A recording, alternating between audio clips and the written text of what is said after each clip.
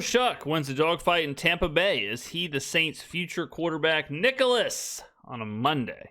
I might do 3 videos a day this week, just because I can, just because I'm that damn good at what I do.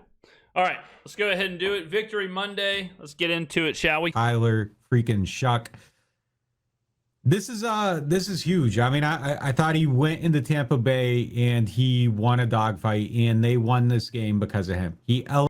Yeah, this was one of those games where you don't want to say they won. I'm not going to sit here and say they won only because of him, because the defense was really good and, whatever. And Devin Neal had a hell of a performance. But this is the game where your quarterback has to go win it. And he did. And he went and won the game. And the Saints looked better. Saints played better. Saints were the better team in that game. They deserved to win. And it's one of those performances, and a lot of those plays, especially obviously the rushing touchdowns, those are plays where you watch them and you're like, all right, there's something here. There's something going on here. Now, I don't know if it's going to fully bloom into, oh, he's a Hall of Famer, oh, he's a above average starter, oh, he's an MVP, oh, he's a whatever, but it's undeniable. It's undeniable what you saw in Tampa against the Todd Bowles defense, and the whole thing was just different. And man, I mean, that's going to be the theme this week, is just this team's evolution and how different they are willing to be to find that like perfect blend of whatever it is, whether it's through the air, on the ground, or the play calling or whatever. But man, this is one of those games where you watch it and afterwards it's the opposite of the Atlanta game. The Atlanta game gave us more questions than answers afterwards. This is the opposite of where it answered everything. This answered across the board. I mean, the coach, the quarterback, the running back, the draft. Like I'm feeling good about all those questions right now. Elevated his team today. He threw punches in the rain and he knocked them out. And he knew when to run when he had to run. He made plays when there was nothing to be made. And those are the traits you want to see from a guy that has a chance to be your quarterback. Yeah. And this comes last night. All eyes on Ohio State, Indiana. Fernando Mendoza. He goes out. He beats Ohio State. He wins the Heisman probably. I am in the minority big time with this. I don't think he should win the Heisman. I'm going to do a video on that this week. I don't think it's even close. I don't know how Diego Pavia doesn't win the Heisman. And when I watched Ohio State and Indiana, and I watched every single second of it, Mendoza was all right overall. I think he had some good throws, but I did not come out of that game saying this is the franchise quarterback of the New Orleans Saints. And if you watch Ohio State, Indiana, I know this is unfair because of, one's a rookie, one's, in college, whatever, but I didn't see anything in Indiana, Ohio State compared to the Tampa Bay game where I'm thinking we got to go the Mendoza route. And I was kind of surprised, honestly, at the narrative after the Big Ten championship game, where everyone's like, Mendoza just locked up the Heisman. He locked up first overall pick. It's like, I don't know, man. He gets Indiana the number 1 seed, and he probably locked himself in as the number 1 pick in the NFL draft. And you're watching that game, and that's the guy. That becomes the backstop to the season for anybody with a young quarterback. The Titans are going to have to talk about him with Cam Ward. Saints got to talk about him with Tyler Shuck. Whoever's picking, the Cleveland's got to talk about it. I mean, Tennessee is absolutely not taking Mendoza after drafting Cam Ward first overall. That would be nuts. Everybody's got to talk about him. And that kind of puts pressure on a young quarterback. And to silence that stuff, you got to be winning games. Tyler Shuck is looking very much like a person where you don't really have to spend a lot of time thinking about the quarterback situation. Oh, yeah. He is proving to be a real shot at being someone at the very least you want to look at beyond the season. Yeah, he has to implode. He has to completely implode in the final 4 games in order for him not to be the quarterback next year. Because even if you, here's the deal. If Jackson Dart would have had those 2 plays, especially the one when he has to evade the sacks and goes out of the back of the pocket, they might just give him the MVP. Like the hype that would be around him or Cam Ward, if they did that, like Tyler Shuck now, we know he has the physical tools, but now he's showing you he has these moments. And I agree 100%. Seeing those moments is like, all right, well, I need to see this for another year. We need to try and develop this. This is why we drafted him. He's showing us these moments. He's getting better week in, week out. The offense is getting better week in, week out. We kind of deserve. We owe it to the coaching staff who drafted him. We owe it to the front office. We owe it to Shuck. We owe it to this offense to let it keep developing. Unless he completely implodes and it's just pick six and fumbles and whatever, I don't think it's even a question that they go into next year with him as a starting quarterback. If the evaluation ends today, and this is all the information you have on the quarterback, I am more than comfortable going into the season with him as the Saints quarterback next year. He looks like he has all the skills. He can run. He can throw. He's aggressive. He makes good decisions. There's obviously still room for growth. For sure. He still makes a lot of mistakes as far as like timing stuff, like with the read option and just kind of the play action. We've seen a couple fumbles, bad snaps. He's a rookie. That comes with time. We saw some miscommunication with Chris Olave in this one that led to an embarrassing interception. We saw some interceptions and turnovers last game. He's still doing that. He's still holding on to the ball way too long, taking some sacks he shouldn't take. Whatever. He's a rookie. It is what it is. But when you are evaluating a rookie quarterback, I always say you want to see something physically that stands out.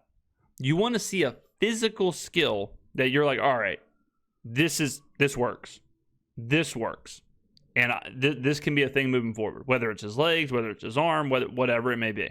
And then you just kind of go from there. Shuck definitely showed that in this game. There were still a couple turnover-worthy plays, a couple sacks, but he has everything that you want to see from a young quarterback. Yeah. And it's starting to look real. He completed 13 of 20 passes for 144 yards. He threw a pick, and he ran, 7 times for 55 yards for 2 touchdowns. He beat Baker Mayfield. He beat the Bucs.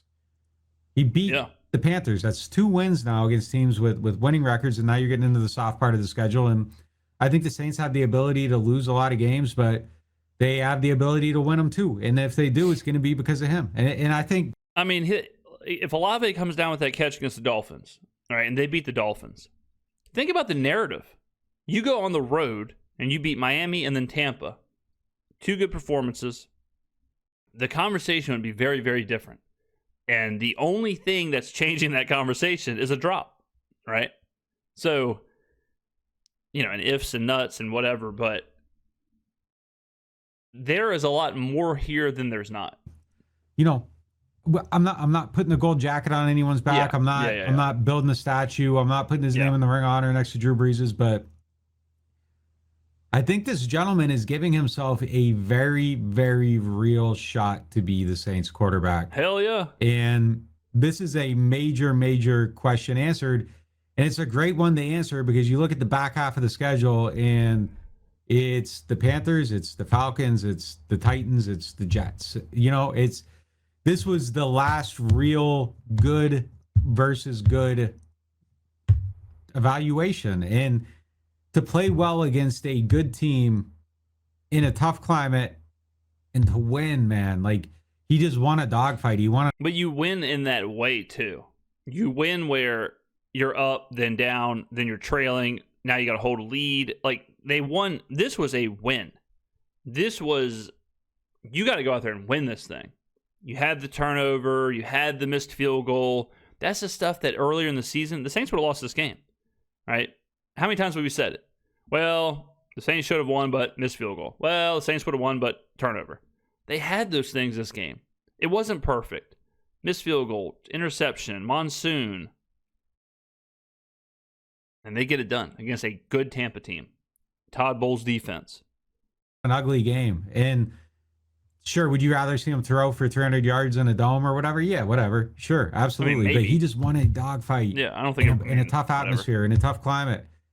It just means a lot. It just seems like he has a real chance to be the guy. And that's what we learned today. And, look, he's going to have to make sure he doesn't backslide over the next 4 weeks. Yeah. But if he doesn't, I'm looking to add pieces around him. I am gathering the information I need to see to really try to build something around him and see where it goes. The Saints have a real chance having the quarterback thing answered. And if you answer the quarterback question, you kind of also answer the coach question, right? Like Tyler Shuck can't be good without the offense being good. The Saints can't be good without the offense being good, whatever. The offense can't be good without Kellen Moore being good. So let's just say you answer the coach and the quarterback simultaneously. I've said this before ad nauseum. If you are the New Orleans Saints, you are playing this season with 9 draft picks, 7 of which are getting like legit minutes. They are playing a lot. They are very impactful. And you go into the offseason with a top 5 pick, probably. Went out, LOL. With a top 5 pick, probably. And you have a rookie left tackle, a second-year right tackle, a rookie quarterback, a rookie running back, a rookie contract, 5th-year option wide receiver, Devon Vele. You've got a rookie head coach, just named it. Then you flip defensively. You got Chase Young at 25 years old, 26 years old, rookie cornerback, rookie safety, second-year cornerback, rookie linebacker. Like, you're looking around. Oh, and then this upcoming draft class. The Saints are in a crazy good position moving forward. Like, a nutty position moving forward. All the bad contracts are coming off the books. I mean, you look around, there's not a lot of other teams that have a situation as good as the Saints currently have if they continue down this path and they get a little bit better every week and you start seeing new things every week and whatever. The young players take a step, Kellen Moore takes a step, whatever. As long as they keep developing, it's going to be hard to find a better position for a team than the New Orleans Saints are in. For a rebuilding team, there is no better thing to be true. And that's all you're looking for right now is a chance. You aren't going to have the answer right now. You don't know if you have the guy yet, but you have a real chance of having the guy. And yeah, that's an outstanding position to be in. Got to keep seeing it. Got to keep proving it. But to this point, there's not much more he could be doing to make his case. Like, he has the traits. He has the arm. He has the confidence. He has the ability to run. He has the ability to elevate a team. Tyler Shuck has a real chance at being the Saints quarterback. We're going to bring in Tripp to keep talking about it. Yeah, I mean, I'm willing at this point, and it's Victory Monday. Maybe I'm getting ahead of myself here, but maybe not. Whatever. I'm willing to go ahead and stamp it. I'm willing to go ahead and say Tyler Shuck will be your starting quarterback in next year. 2026, he'll be the starting quarterback. You can go ahead and quit watching Indiana. You can go ahead and quit watching Oregon. Go ahead and quit watching these guys. Focus on something else. I mean, I'm fine with saying he will be the quarterback going into 2026, unless it is a legit, like, he turns into Jamarcus Russell and we're seeing 4 picks a game and whatever. But I just can't see that. It would have already happened. He may throw a pick here, pick there, fumble here, fumble there, whatever. But I think he's going to take a step because I think this offense is going to take a step. I think we're going to see a lot more of the read option stuff. He's going to be your quarterback in 2026. I really believe it. All right, ladies and gentlemen, thank you for watching. I will see you in the next video.